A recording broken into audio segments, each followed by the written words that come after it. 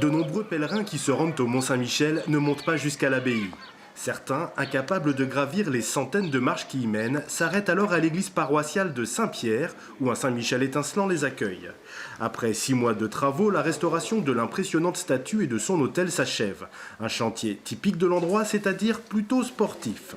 L'accès est étroit, en pente, et c'était en travaux. Donc on a dû passer par les escaliers pour amener un échafaudage. Je ne sais pas, il y avait 200-300 kilos d'acier à monter, à descendre. La statue et son autel datent de la fin du 19e siècle et entre les insectes et l'humidité, l'archange avait perdu tout son éclat.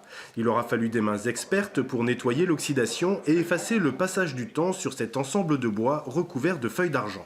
L'argent, c'est très réactif à ce qu'on appelle sulfure et ça devient tout noir. Les gens qui ont de l'argenterie chez eux ont l'habitude et ça devient très noir, très dense et parfois on peut croire que c'est une patine volontaire et pas du tout. C'est vraiment une altération du métal en interaction avec son environnement.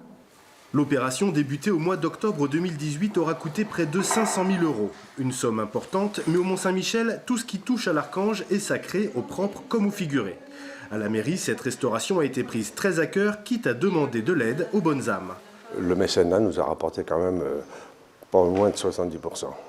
Bon, à peu près 60-70%.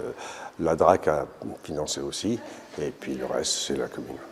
Dorénavant, pèlerins et touristes pourront adresser leurs prières ou tout simplement admirer un archange dans toute sa majesté.